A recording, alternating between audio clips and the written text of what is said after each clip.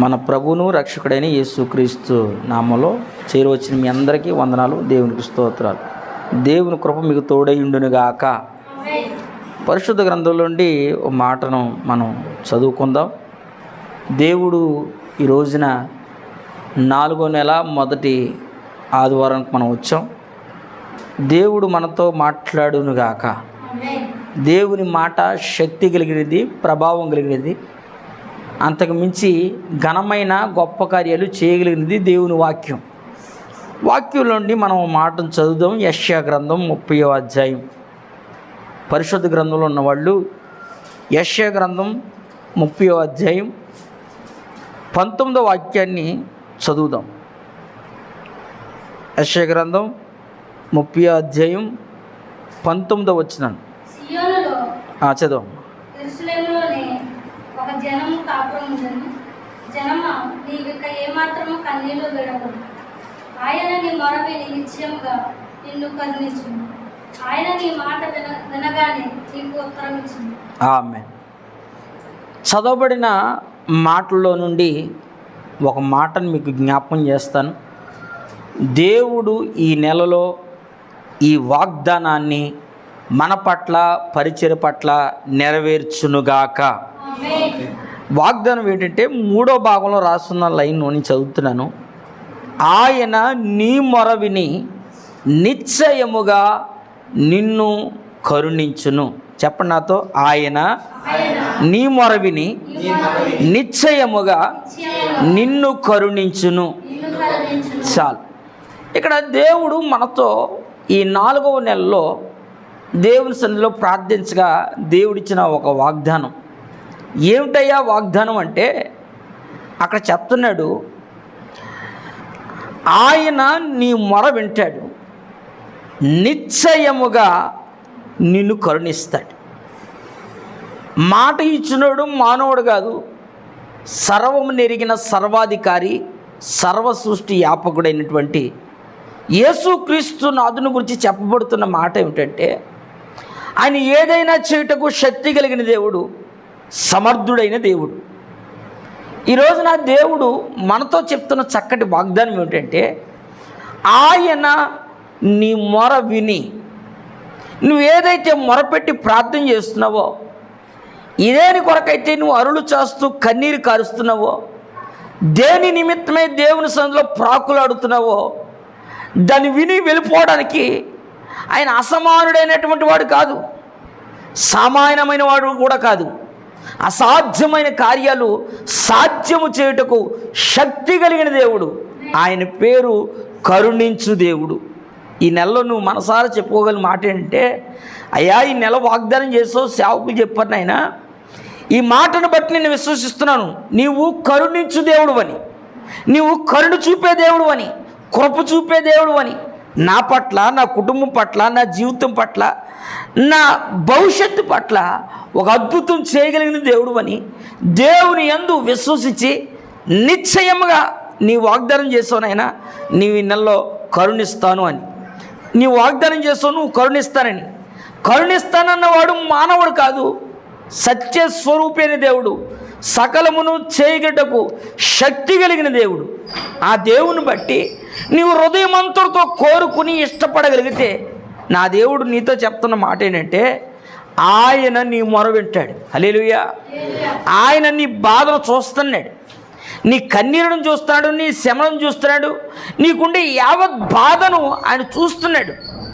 మనుషులు కొంతమంది నీకున్న బాధలు బట్టి, నీకుండే శ్రమలు బట్టి, నీకుండే ఇబ్బందులు చూసి కొంతమంది ఏమంటారంటే, ఇక వీళ్ళ పని అయిపోయిందండి అని అంటారు. కొంతమంది వారిని చూసి వాళ్ళ దేవుడు వాళ్ళకి కొంచెం దూరం అయిపోయినట్టుకున్నాడండి అని అనేవారు కూడా ఉంటారు. కానీ పరిశుద్ధ గ్రంథం చెప్తుంది, ఈ నెల ప్రారంభంలో ఆయన నీ మొర విని నిశ్చయముగా నిన్ను కరుణించు దేవుడు. హల్లెలూయా. ఆయన ఎవరు అని అంటే, ఎవరిని విడిచిపెట్టడు. హల్లెలూయా. ఎవరికి ఆయన కరుణ చూపిస్తాడు? దేవుని మందిరానికి వచ్చిన అందరినీ దేవుడు కరుణిస్తాడా? దేవుని సన్నిధికి వచ్చిన ప్రతి బిడ్డ పట్ల దేవుని కన్నుదృష్టి నిలుచుంది. బైబిల్ గ్రంథం అంటది, ఎవరైతే ఆయన ఆవరణలో ప్రవేశించారో వారందరూ ధన్యులు అని. అయితే నువ్వు ధన్యుడిగా మార్చబడాలి, యోగ్యుడిగా మార్చబడాలి. కరుణించే దేవుడు కూడా నీ పట్ల తన కరుణను చూపించగలగాలి. హల్లెలూయా. దేవుని మందిరానికి మనం వచ్చి ఏమండి మందిరంలో కూర్చుని చెప్తున్న మాటల్లో ఒక 2 మాటలని ఈరోజు నేను నేర్చుకుని వెళ్ళాలి అన్న హృదయంలో ఒక తపన నీకుంటే నా దేవుడు నిన్ను దాటిపోడు. ఇక్కడ మాట చెప్తాడు, మీరు బైబిల్ గ్రంథంలో చూడగలిగితే ఆదికాండం 18వ అధ్యాయం 18వ వచనంలో ఒక వ్యక్తి ఉన్నాడు. ఆదికాండం 18వ అధ్యాయం 18వ వచనంలో ఒక చక్కటి మాట కనబడుతుంది. అక్కడ నేను చదువుతున్నాను, గమనించండి. అబ్రహాము నిశ్చయముగా బలము గల గొప్ప జనమగును. హల్లెలూయా. ఇక్కడ ఒక మాట మీకు జ్ఞాపకం చేస్తాను. నిశ్చయముగా అంటే అర్థం ఏంటి? అది చెప్పట్లేదు. నిశ్చయముగా అంటే అర్థం ఏంటి? తప్పకుండా, ఖచ్చితంగా నేను చేస్తాను. ఏమండి చేస్తారా? తప్పకుండా చేస్తాను. తప్పకుండా చేస్తానన్న మనిషి దాటిపోయాడేమో తప్ప నా దేవుడు దాటిపోడు. హల్లెలూయా. అబ్రహాముకి ఒక వాగ్దానం చేశాడు దేవుడు. ఏమని అనంటే, అబ్రహాము నిశ్చయముగా బలము గల గొప్ప జనముగా నేను చేయబోతున్నాను. హల్లెలూయా. ఈ రోజున ఒక సేవకునిగా నేను మీతో చెప్పగలిగిన మాట, దేవుని మాటగా చెప్పగలిగిన మాట ఏంటంటే, అబ్రహామును చూస్తున్న దేవుడు నిన్ను నన్ను చూస్తున్నాడు. హల్లెలూయా. అబ్రహాము పెంచి పోషించిన దేవుడు నిన్ను నన్ను పోషిస్తున్నాడు. ఒకప్పుడు ఒంటరిని బాధపడిన అబ్రహాం, ఒకప్పుడు ఏకాగ్గా ఉన్నవాడని ఏడ్చిన అబ్రహాము తన ప్రయాణంలో ఏమండి ఊరు వెళుతుంటే శ్రమలు వచ్చాయి, కన్నీళ్ళు వచ్చాయి, బాధలు వచ్చాయి. అదే సమయంలో ఆశీర్వాదం కూడా తను పలకరించింది. 12వ అధ్యాయంలో ఒంటరిగా బయలుదేరాడు. ఆ తర్వాత మనం 22 అధ్యాయాలకు వచ్చేసరికి 400 మంది పనులు ఇంచుమించుగా. ఎంతమందిని ఇచ్చాడు దేవుడు? పనోళ్లే 400 మంది ఉంటే ఆస్తి ఎంత పెరిగింది, ఐశ్వర్యం ఎంత పెరిగింది. కరుణించే దేవుడు దాటిపోలేదు కదా, కనికరం చూపే దేవుడు దాటిపోలేదు కదా, పెంచి పోషిస్తానన్న దేవుడు విడిచిపెట్టి వెళ్ళిపోలేదు కదా. అబ్రహామును చూసిన దేవుడే నిన్ను నన్ను కూడా చూస్తున్నాడు. ఆయన ఎప్పుడు దాటిపోతాడు? మనుషులు చూసి దాటిపోతాడు ఆయన. నువ్వు నా దగ్గరకు ఏమండి ఓ రకంగా చెప్పాలంటే, దేవుడు మనల్ని కనుక యథార్థంగా చూస్తే నిజంగా మనల్ని మేలు చేయక్కర్లా, మనల్ని కరుణించక్కర్లా. ఎందుకంటే మన స్వభావం ఎట్లాంటిదో మన మనస్సాక్షికి మనకు తెలుసు. మనం ఎట్లాంటి వాడమో, ఎట్లాగ ఆరాధన చేస్తామో, మన బుద్ధి ఏంటో, మన స్వబుద్ధి ఏంటో అన్నీ ఆయనకి తెలుసు. కానీ కరుణించే దేవుడు నీ దగ్గర ఉన్నాడు, కాపాడు కృప చూపే దేవుడు నీ దగ్గర ఉన్నాడు. ఆయన నిశ్చయంగా ఈ నెలలో నిన్ను కరుణిస్తానంటున్నాడు. అయితే నువ్వు కొన్ని విషయాలు చేయాలి. అబ్రహాముని ఎట్లా ఆస్వాదించంటే బలము గల గొప్ప జనంగా మార్చాడు. ఒకడిద్దరిదా కాదు, ఒక బలమైన జన సమూహాన్ని ఇచ్చి పెంచి పోషిస్తున్నాడు. నేను ఒక మాట చెప్తాను, నువ్వు ఒంటరి వాడిని, నా జీవితం చిన్నది, నా కుటుంబం కూడా చిన్నదేనండి, మా ఇల్లు కూడా అంతంత మాత్రమేనండి అని అనిపిస్తుంటుంది. మీకు మాట చెప్తాను, మీకు ధైర్యం రావడానికి. మీరు బలహీనని కాదు కానీ వాక్యంలో ధైర్యం రావడానికి ఒక మాట చెప్తాను. ఎప్పుడైనా ఒక అడుగు మీరు ముందేసి ప్రార్థన చేసుకున్నాం, దేవుడు చేస్తాడంటావా అని మనసులో అనిపించినప్పుడు నువ్వు మాట విశ్వసించాలి. ఏడు చెప్పనా? అబ్రహాము అలాగ అడిగేశాడు. నువ్వు లేచి నీ తండ్రి ఇంటి నుండి, నీ బంధువుల ఇంటి నుండి లేచి బయలుదేరి వెళ్ళంటే, బయలుదేరి అడుగేసినప్పుడు ఏమనుకోవాలి అబ్రహాము? మా నాయన మొన్న చచ్చిపోయాడు, ఇప్పుడు నేను దేవుడు దేశం బయలుదేరి వెళ్ళమంటున్నాడు. వెళ్తాను కరెక్టే కానీ దేవుడు దీవిస్తాడటవా అనే అనుమానం వచ్చిందనుకోండి, అబ్రహాం బయలుదేరేవాడా? కానీ సాహసించి అడుగు వేశాడు. నన్ను పిలిచినవాడు నమ్మదగినవాడు, నన్ను పిలిచినవాడు కరుణించే దేవుడు, నా పట్ల కార్యాలు చేయగలిగిన దేవుడని విశ్వసించి అడుగు వేశాడు. 400 మంది పనోళ్ళు వచ్చారు.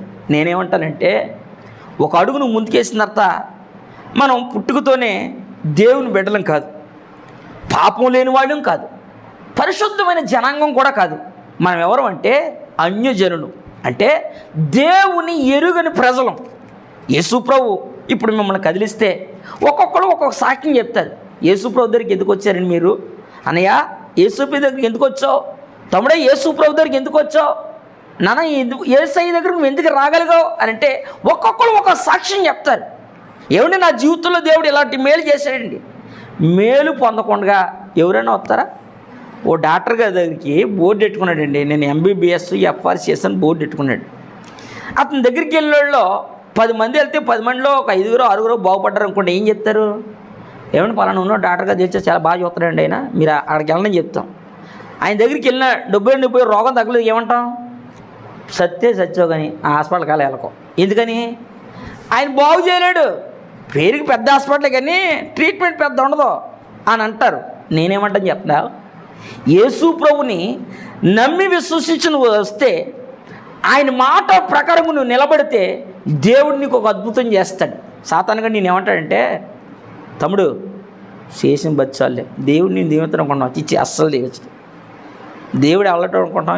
అసలు ఎవడు నీ భ్రమ అంతే, పిలిచాడే నిలిపోకు అని నీ మనసులో ఒక ప్రేరేపణ ఎత్తాడు. కారణం ఏంటంటే యేసు ప్రభు స్థానం కంటే లోపల ఎవరి స్థానం ఎక్కువ ఉంది? లోక సంబంధమైన స్థానం ఎక్కువ ఉంది. పాపంతో రాజీ పడిపోయిన స్థానం ఎక్కువ ఉంది. దానివల్ల నువ్వు రాజీ పడలేకపోతున్నావు, దేవుని దగ్గర రాలేకపోతున్నావు. నేనేమంటానంటే, ఒక అడుగు నువ్వు దేవుని కొరకు నిలబడితే నిశ్చయంగా అబ్రాహామును ఆశీర్వదించిన దేవుడు నిన్ను కూడా బలము గల గొప్ప జనముగా నా దేవుడు చేస్తాడు. హల్లెలూయా. బలం అంటే ఏ బలం? జనబలం కాదండోయ్, బంధు బలం కాదండోయ్. నువ్వు నిలబడితే నీ దగ్గరకు 4 వస్తారు. నేను దాకా ఇతను ఏమీ లేనివాడు కదా, ఉన్నట్టుండి ఇల్లు కట్టబెట్టి కడితే కట్టే కానీ పైన కూడా కొట్టేసావు, ఏనా లంకిపోయింది, ఏమన్నా దొరికిందా, మూట ఏమైంది దిగిందా అని అంటారు. అని అనాలి అంటే నువ్వు బతి కలిగినవాడు. హల్లెలూయా. ఏమండి తాటేకీలకి దిక్కులోనుడికి బిల్డింగ్ ఇచ్చాడు అనుకో దేవుడు, ఏమనాలా? ఆ బిల్డింగ్ ఒకటి ఇచ్చి ఇంకో బిల్డింగ్ ఒకటి ఇచ్చాడు అనుకోండి, ఏమని స్తుతించాలా? ఆయన నోటి వెంబడి ఏమొస్తుంది? కృతజ్ఞతగా. ఇక్కడ దేవుడు అంటాడు, అబ్రాహాము నువ్వు నన్ను నమ్మొచ్చావు, నేను పిలిచిన పిలుపుకు లోపడి లోకాన్ని విడిచిపెట్టి, బంధువులు విడిచిపెట్టి, స్నేహితులు విడిచిపెట్టి, రక్త సంబంధులు విడిచిపెట్టి, ముక్కు మొక్కం తెలియదు ఎప్పటి వరకు, కానీ పిలిచిన దేవుడు నమ్మదగినోడు మేలు చేస్తాను బయలుదేరి వచ్చాడు. ఇంట్లో పనులు పెరిగారు, ఆస్తి పెరిగింది, ఐశ్వర్యం పెరిగింది, కూడా వచ్చినోడు కూడా సమృద్ధి పెరుగుతూ వచ్చింది.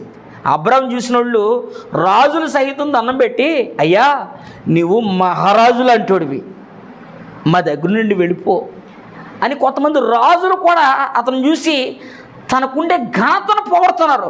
కారణం ఏమిటంటే అబ్రహాము గొప్ప జనంగా మారడానికి కరుణించు దేవుడు అతనికి తోడై ఉన్నాడు. హల్లెలూయా. ఈ రోజున నీ పట్ల కూడా నా దేవుడు కరుణిస్తాడు. నిన్ను నా దేవుడు కరుణించాలని కోరుకుంటున్నాడు. నువ్వు చేయవలసిన పని ఏంటంటే, ఈ నెలలో నా దేవుడు నన్ను కరుణించును అన్నాడు. ఒకసారి ఈ నెలలో చెప్పండి నాతో, ఈ నెలలో నా దేవుడు నన్ను కరుణించునుగాక. ఈ మాట ప్రతిరోజు ఉదయం సాయంత్రం నువ్వు ప్రార్థన చేయి. ఎక్కడైతే అపజయమనే మాట వినబడుతుందో దాని నుండి నాకు దేవుడు విడుదలనిస్తాడు. నా జీవితంలో చేశాడు, అబ్రహాం జీవితంలో కూడా చేశాడు. ఇంకో మాట మీకు చెప్తాను. యోబు గ్రంథం 11వ అధ్యాయం 16వ వచనంలో కూడా ఓ చక్కటి మాట రాస్తుంది. యోబు గ్రంథం, భక్తుడైన యోబుతో దేవుడు చక్కటి విషయాన్ని తెలియజేస్తున్నాడు. 11:16 నిశ్చయముగా నీ దుర్దశను నీవు ఏం చేస్తావు? మరిచేదవు. హల్లెలూయా. ఇక్కడ అంటాడు అబ్రాహాము యోబు గారితో, యోబు నిశ్చయముగా నీ దుర్దశను నీవు మరిచిపోయేటట్లుగా నేను చేస్తాను. హల్లెలూయా. ఎప్పుడు చెప్తాను కదా యోబు కోసం. యోబు ఎవరు సహాయం లేని వ్యక్తి.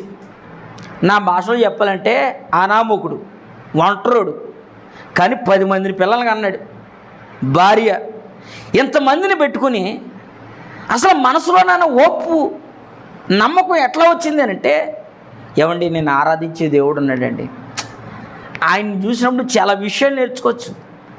మేలు జరిగినా దేవునికి మహిమ, కీడు జరిగినా దేవునికే మహిమ. ఈ కృతజ్ఞత బుద్ధితో దేవుని దగ్గరికి వచ్చాడండి. మహా అయితే ఒక 5 సంవత్సరాలు 10 సంవత్సరాలు కష్టపడి ఉంటాడు. కానీ దేవుడు తన దుర్దశను మార్చే ఒక రోజు వచ్చింది. హల్లెలూయా. వేల ఒంట్లు వచ్చినాయి, వేల గొర్రెలు వచ్చినాయి, సంపాదన పెరిగింది, పొలాలు పెరిగినాయి. ఎట్లా పెరిగినాయి యోబు అని అంటే ఏమీ లేవండి. కరుణించి దేవుడు నా పట్ల బలమైన కార్యం చేయడం ప్రారంభించాడు. ఎట్లా కరుణించాడు? నేను ఒకటే చేశానండి, ఎవరిది నేను ఆశించలా, ఎవరి దగ్గర అన్యాయంగా తీసుకోవాలా, న్యాయం తప్పి బతకలా, యథార్థతను విడిచిపెట్టలేదు. దేవుని యందు భయము భక్తి కలిగి ఈ చెడు చేస్తే నా కుటుంబం ఎలా అనుకుంటుందో, అసలు దేవుడి దగ్గర నేను చెడుతనం చేయకూడదు కదని నిర్దోషిగా బతికానండి. ఏమండి ఆ వచనంలో రాస్తాడు, పై వచనంలో చూస్తే నిశ్చయముగా నిర్దోషివై నీవు సంతోషిస్తావు, నిర్భయుడివై నువ్వు స్థిరపడి ఉంటావు, నిశ్చయంగా నీ దుర్దశను నీవు మర్చిపోతావు. ఎప్పుడో చెప్పనా, ఆ 14వ వచనం 2వ భాగం రాస్తుంది, నీ గుడారములో నుండి నీ దుర్మార్గతను నీవు కొట్టివేసిన ఎడలా. హల్లెలూయా. యోబు ఆశీర్వాదానికి కారణం ఏంటంటే కుటుంబంలో ఉన్న దుర్మార్గతను తీసి పారదోలాడు. ఇంకో మాట చెప్పాలంటే ఆ మొదటి అధ్యాయంలో రాసి ఉంటుంది, యోబు పిల్లలు ఎక్కడైనా మనసులోనైనా పాపం చేశారేమని వాళ్ళ నిమిత్తమై ప్రతిరోజు కన్నీరు కార్చి ప్రార్థన చేసిన యోబు. హల్లెలూయా. కుటుంబంలో దుర్మార్గతని కొట్టివేశాడు. ఇంకో మాట చెప్పనా, కుటుంబంలో ఉన్న దుర్మార్గం పోతే కుటుంబం బాగుపడదు, నీ హృదయంలో ఉన్న దుర్మార్గం పోతే నిన్ను బట్టి నీ కుటుంబం దీవించబడుతుంది. హల్లెలూయా. కారణం బైబిల్ గ్రంథం చెప్తుంది, నా మాట కాదు. నీ గుడారములో నుండి దుర్మార్గతను నువ్వు కొట్టివేసిన ఎడల నీ దుర్దశను నీవు మరిచిపోతావు. అంటే నేను ఒకప్పుడు దరిద్రంగా ఉండేవాడండి అనే మాట రావు. ఆ మాట రాకుండా నా దేవుడు చేస్తాడు. కారణం ఏంటంటే కరుణించి దేవుడు ఈ నెలలో నీ పక్షాన్ని నిలబడ్డాడు. హల్లెలూయా. ఆయన్ని మొరపెట్టినాడు.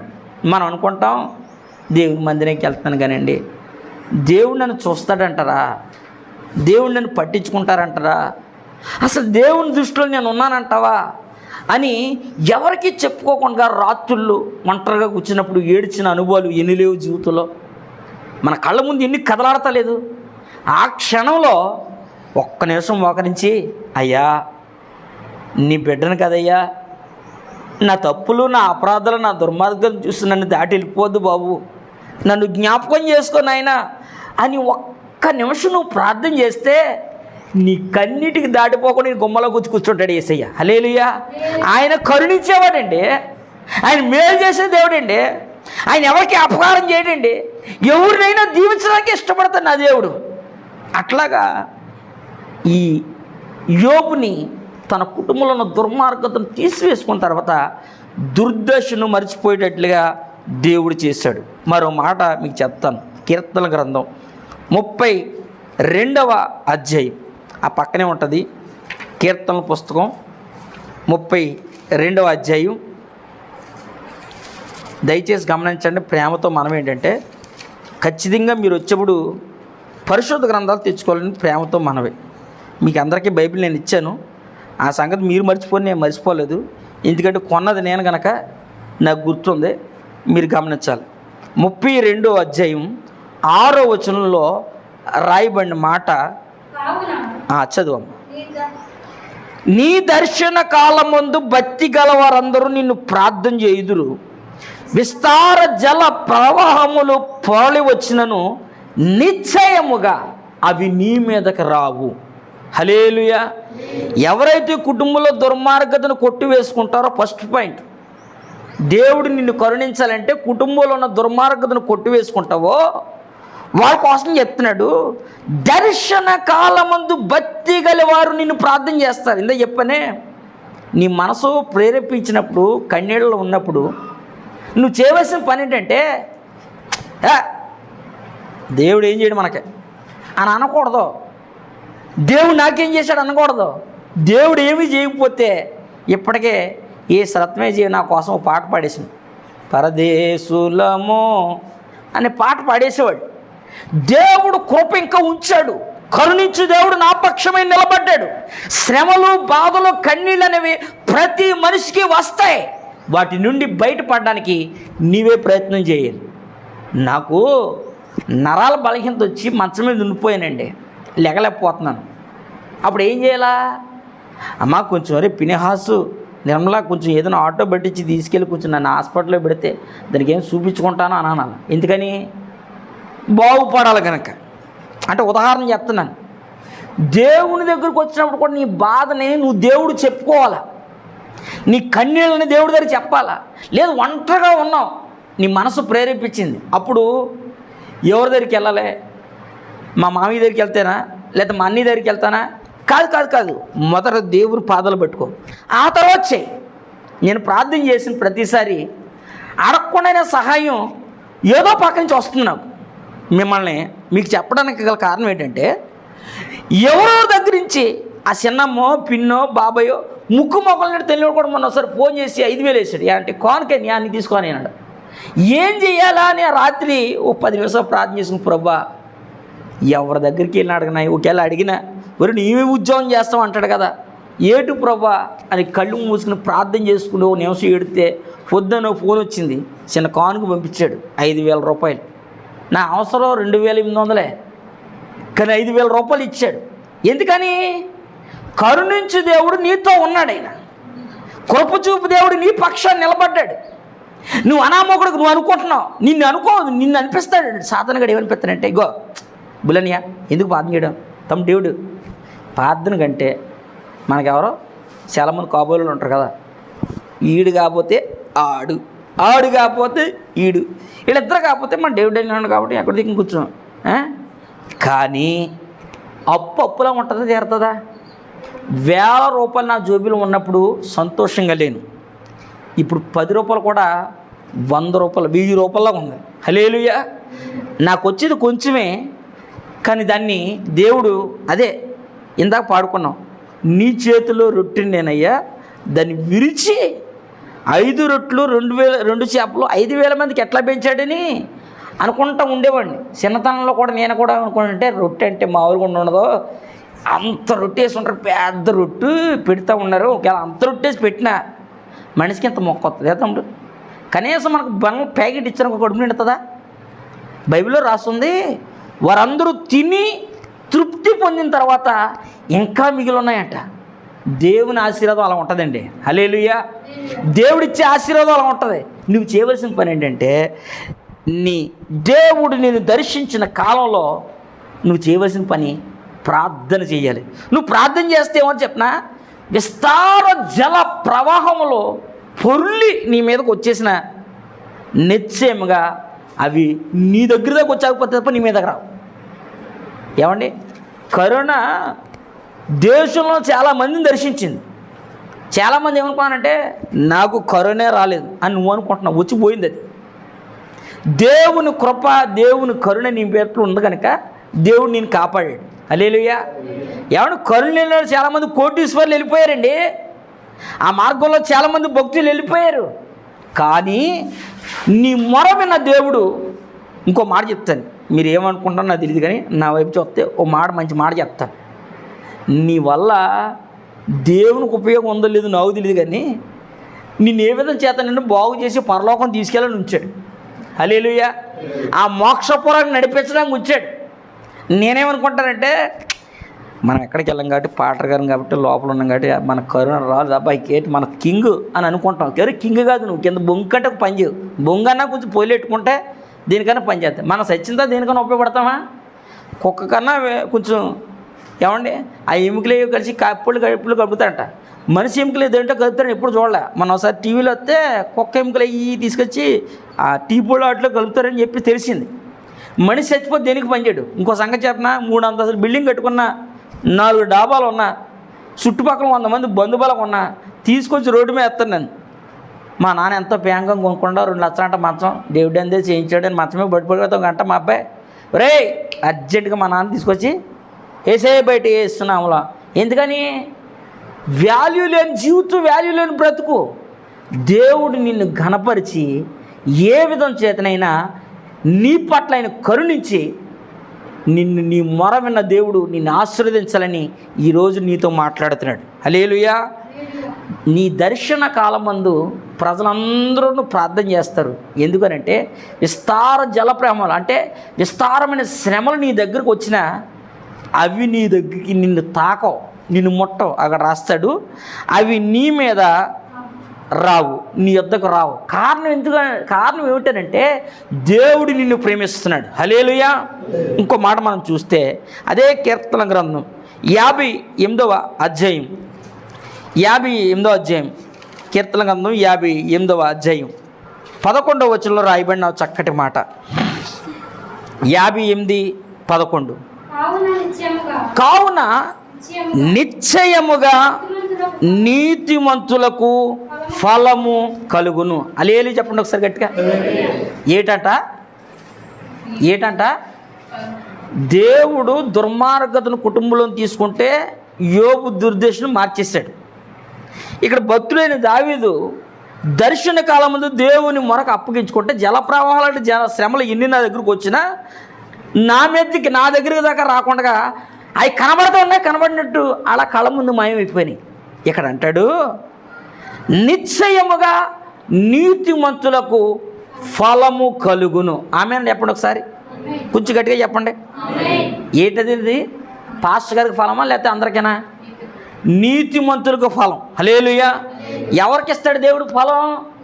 నీతిమంతులకు ఫలం ఇస్తాడు. కారణం ఏమిటంటే నిశ్చయముగా ఆయన నిన్ను కరుణించాలి. హల్లెలూయా.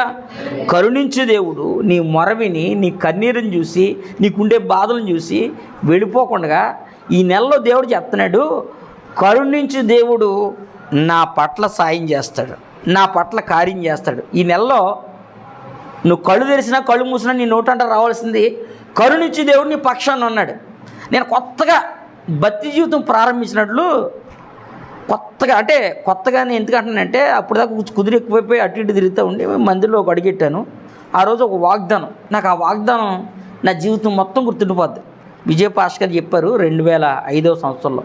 ఆ అటు పెట్టుకున్న భక్తి జీవితాన్ని బాగా బాధలు ఎక్కువైపోయి, కన్నీళ్ళు కష్టాలు ఎక్కువైపోయి నిలబడితే అప్పుడు చెప్పాడని, ఇది మొదలుకుని మితి లేకుండా వృద్ధియు క్షేమము కలుగును అని మాట చెప్పినప్పుడు ఆ వాగ్దానాన్ని వింటా ఉన్నప్పుడే అనిపించింది, అభివృద్ధి లేదు, మితి లేకుండా అభివృద్ధి అట, మితి లేని క్షేమం అట అని అనుకున్నాను. ఎందుకంటే నా పరిస్థితి నాకు తెలుసు కనుక, నేను ఎవరినో నా వ్యక్తిగత స్వభావం ఏమిటో నాకు తెలుసు కనుక నేను అనుకున్నాను. గొప్ప సంగతి ఏంటంటే ఆ క్షణంలో కూడా అనుకున్నా, మా చిన్నమ్మగారి పిల్లలు ఉన్నారు, మా పెద్దనాన్న పిల్లలు ఉన్నారు, మా తమ్ముడు ఉన్నాడు, వాళ్ళందరూ కొంచెం బాగా బాడీ బిల్డర్లో, మంచి ఫైటర్లో, వీళ్ళందరికీ ముందు అసలు మనం పుట్టినప్పటి నుంచి రోగిష్టోళ్ళు, మనకి అసలు అంత సీన్ లేదు అని నేను అనుకున్నాను. సర్లే పాస్టర్ గారు అనమంటున్నాడు కాబట్టి ఆమెన్ అని గట్టిగా అనడం ప్రారంభించాను. ఆయన అనమంటున్నాడు అన్నాను, ఆయన అనమన్నాడు నేను అన్నాను గట్టిగా అన్నాను, ఆయన అనమన్నాడు నేను అన్నాను, కానీ దేవుడు కూడా దాన్ని ఆమెన్ అన్నాడు. హల్లెలూయా. ఎందుకంటే ఆ క్షణంలో నేను ఆలోచించిన 3-4 ఉన్నారు, దేవుడు ముగ్గురు లేరు, ఒకడే ఉన్నాడు. ముగ్గురు భూమి మీద లేరు. 28 సంవత్సరాలకు ముగ్గురు లేరు, ఒకడు మాత్రం మిగిలాడు.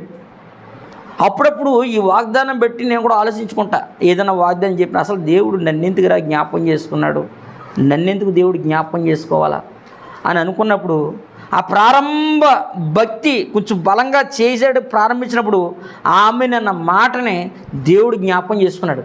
చాలాసార్లు వెనుదిరిగిపోయి దేవుడి మీద కోపించిన రోజులు ఉన్నాయి, కానీ దేవుడు మర్చిపోలా. హల్లెలూయా. అందుకే మిమ్మల్ని మీ చేత ఆమేన్ హల్లెలూయా ఎందుకు అనిపిస్తున్నానంటే దేవుడు తప్పకుండా ఆ మాట నీ పట్ల కార్యం చేస్తాడు. హల్లెలూయా. ఇది నా మాటలు కాదు, దేవుని మాటలు. ఇక్కడ అంటాడు, నీతిమంతులకు నిశ్చయముగా ఫలము కలుగును. హల్లెలూయా. ఎందుకని అనంటే ఆయన మన పట్ల కరుణ చూపే దేవుడు, కృప చూపే దేవుడు, కనికరాన్ని చూపించే దేవుడు. ఆ 10వ వచనంలో రాసి ఉంటుంది, ప్రతిదండన కలగగా నీతిమంతులు చూచి సంతోషించుదురు, భక్తిహీనుల రక్తములో తమ పాదములను కడుక్కొందురు. ఎవరి రక్తంలో? అక్కడ మాట చూడండి, ప్రతిదండన కలుగుగా నీతిమంతులు చూసి సంతోషిస్తారంట. ప్రతిదండన అంటే దండన అంటే ఏంటి? శిక్ష. ప్రతిదండన అంటే చేయడానికి పని చేసింది చేయకూడదు అని తెలుసు, దండన అంటే శిక్ష. ప్రతిదండన అంటే వాడు చేయకూడదు కానీ చేశాడు, దాన్ని చూసి నీతిమంతులు ఏం చేస్తారట? సంతోషిస్తారు. అంటే మాటలో చెప్పాలంటే నీకు ఫలము కలగాలంటే నువ్వు ఎదుటి వారి మీద, నీకు ఆన్ చేసిన వాళ్ళ మీద నువ్వు తిరగబడకూడదు. వాళ్ళ కోసం నువ్వేం చేయాలంటే ప్రార్థన చేయాలి.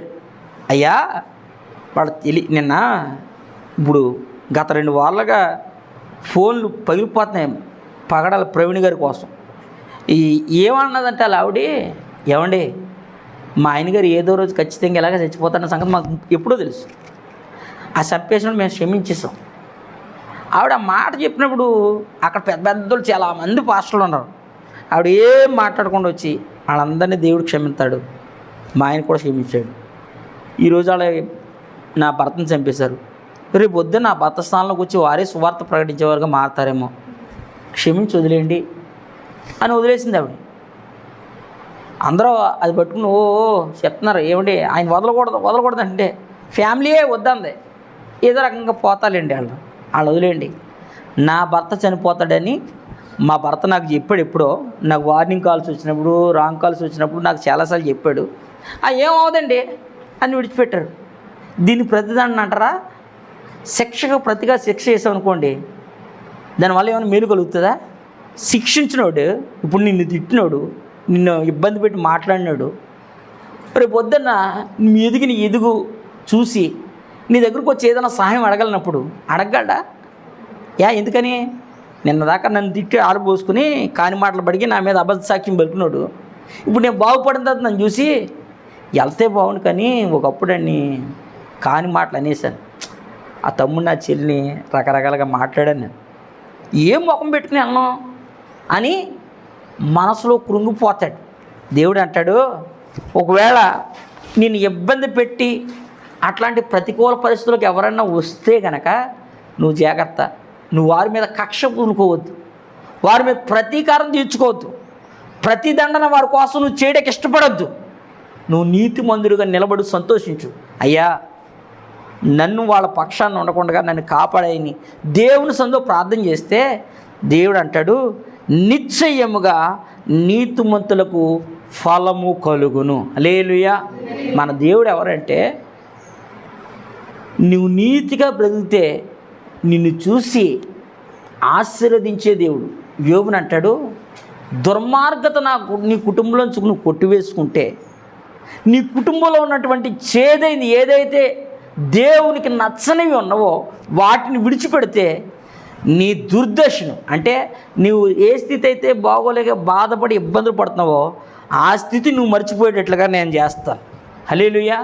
చేతు పని చేసుకుని కన్నీళ్ళు గడిచి ఎన్ని సంవత్సరాలు ఏడ్చాడో బైబిల్లో రాయబడలేదు, కానీ ఆశీర్వాదం మాత్రం ఊహకు మించింది. హల్లెలూయా.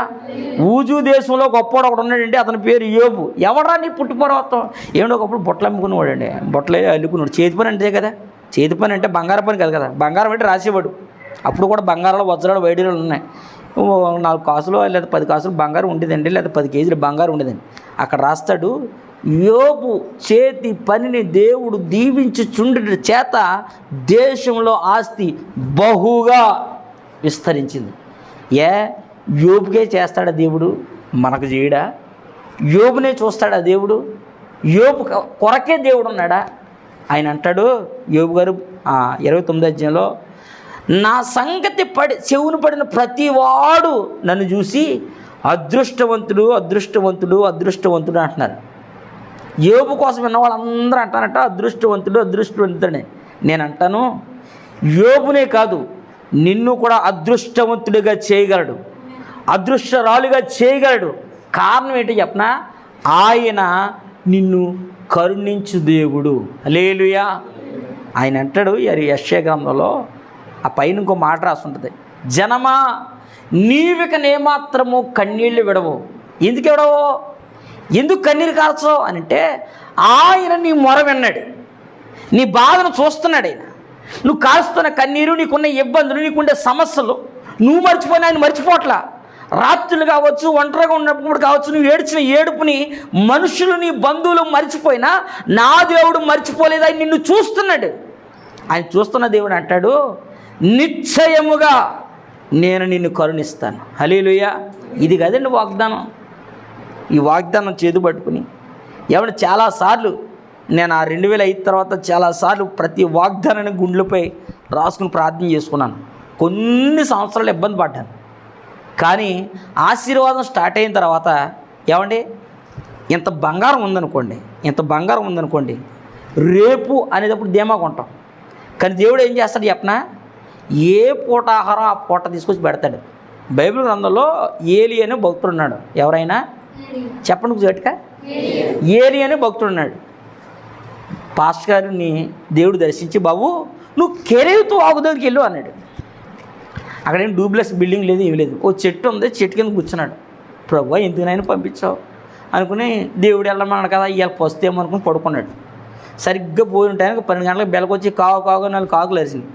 లేచి చూస్తే 4 రొట్లు, ఏమండి మటన్ 65, మటన్ చికెన్ తెలియక మొత్తం మాంసం రొట్లు తెచ్చిపెట్టినాయి.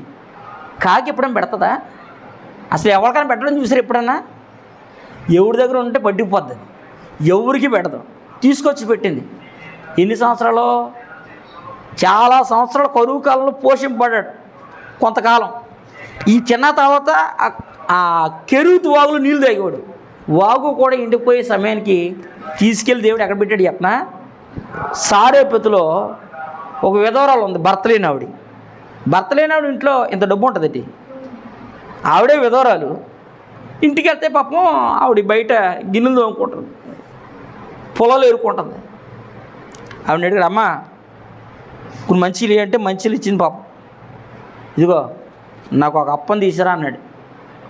మామూలుగా మా ఆవిడని కూడా అడిగితే ఏమంటుందంటే, చాలులే పిల్లోడికి నాకు ఉంది, మనతో చేసుకుందాం, పిల్లోడికి ఉంది ఆడికి ఎత్తాను, రేపు సత్తావం పోతుందని తెలియదు. ఇక స్థితి ఇంక లేదు, అంత ముద్దు మిగిలింది అందే.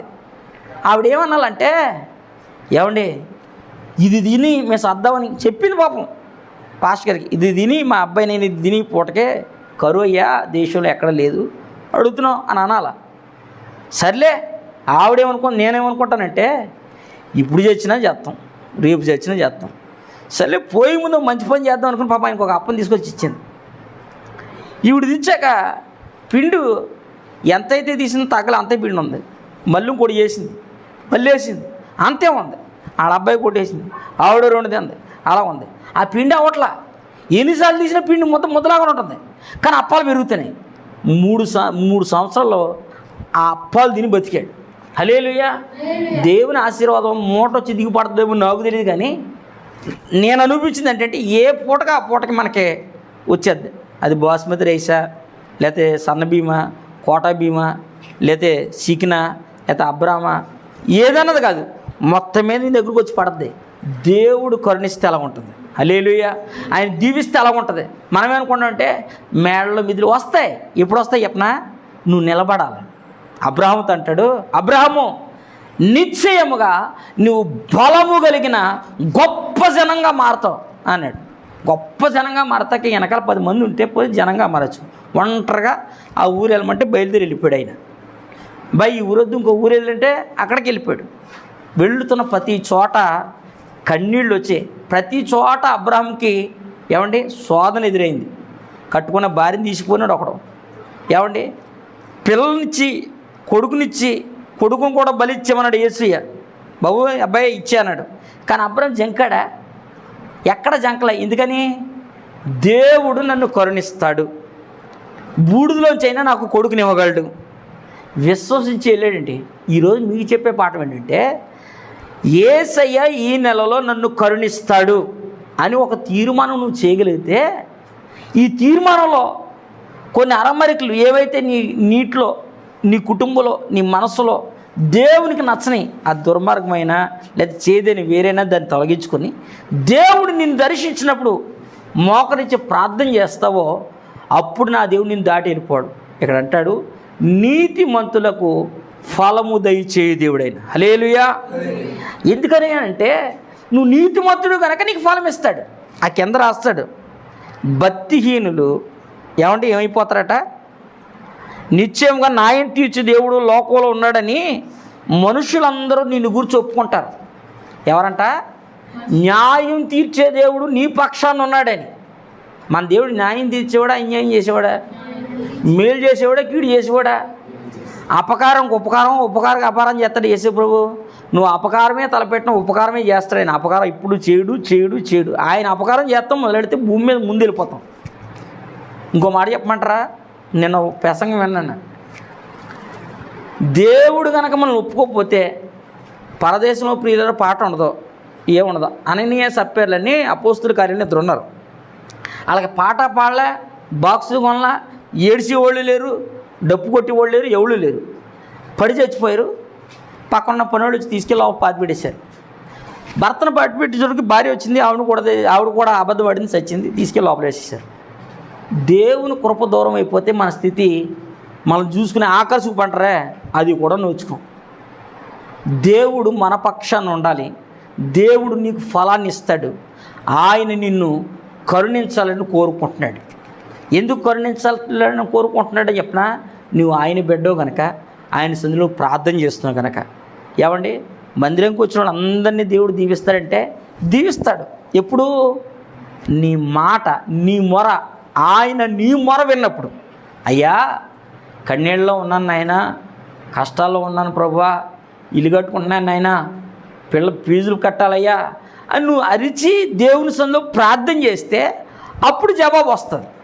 ఇప్పుడు వెళ్ళే ఇంటికి వెళ్ళాక మా అక్క ఉంది కదా, అక్క దగ్గరికి వెళ్ళి వాళ్ళ అమ్మ దగ్గరికి, అక్క అంటే వాళ్ళ అమ్మ దగ్గరికి వెళ్ళి కూర్చుంది. ఇలా కుర్చీలో కాలు మీద కాలు వేసుకుని 1 గంట అయిపోయింది, 2 అయిపోయింది, 3 అయిపోయింది.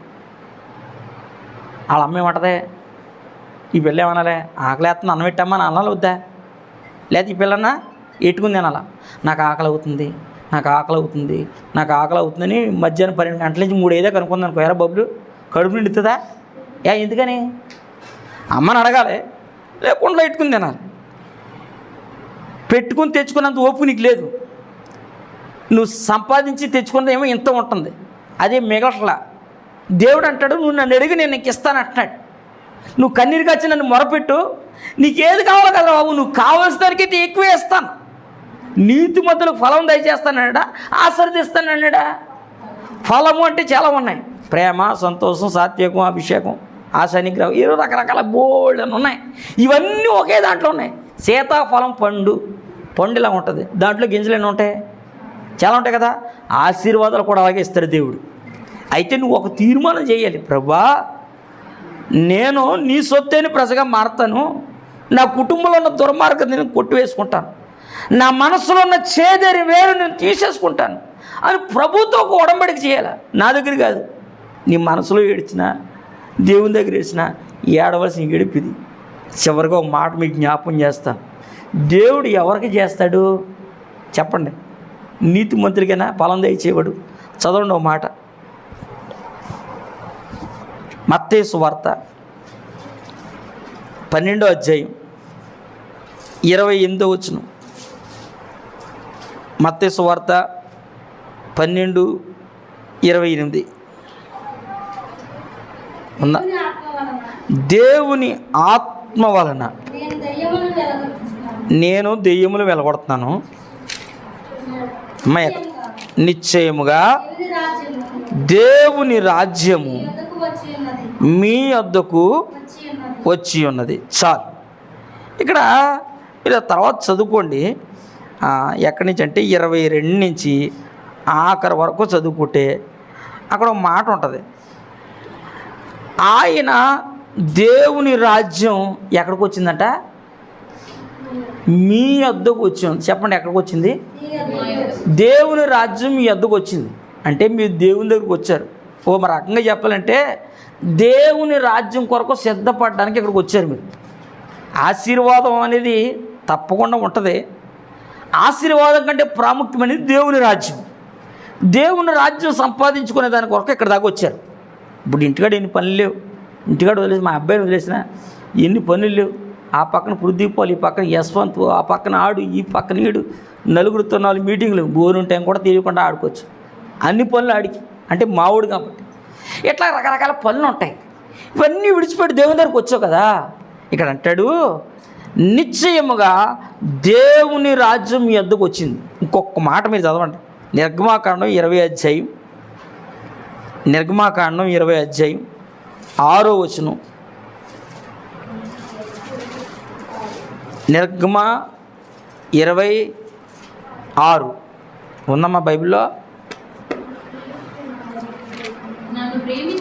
నన్ను ప్రేమించి నా ఆజ్ఞలను గైకొను వారిని 1000 తరముల వరకు కరుణించువాడనై ఉన్నాను. హల్లెలూయా. ఇక్కడ అంటాడు బాబు,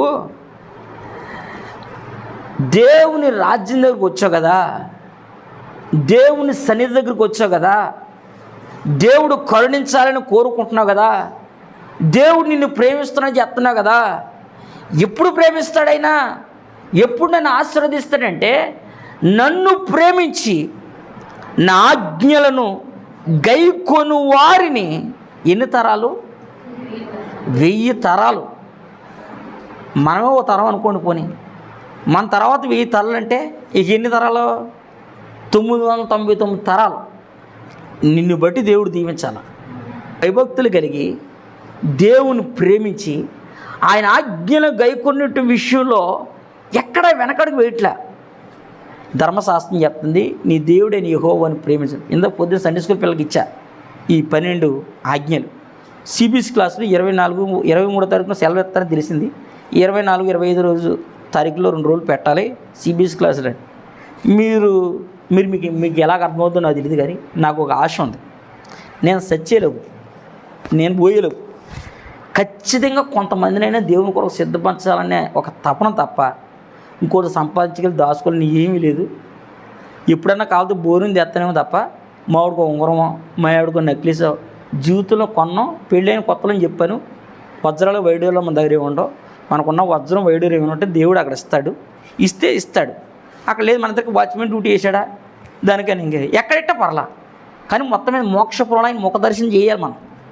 ఈ యొక్క ఆశతో ఈ జీవితాన్ని కొనసాగిస్తున్నా. ఏదో సంపాదించుకోవాలనుకుంటే నాకు చాలా ఉద్యోగాలు వచ్చి చాలా పనులు తెలుసు, చేయగలను. కానీ ఇది కాదు నాకు ఆశీర్వాదం. దీని కొరకు దేవుడు నన్ను పిలిచింది. దేవుడిని ఆజ్ఞలను అనుసరించి ఏమండి ఎట్లాగంట చదవమ్మా మరోసారి. నన్ను ప్రేమించి నా ఆజ్ఞలను గైకొను వారిని 1000 తరముల వరకు కరుణించేవాడు. హల్లెలూయా.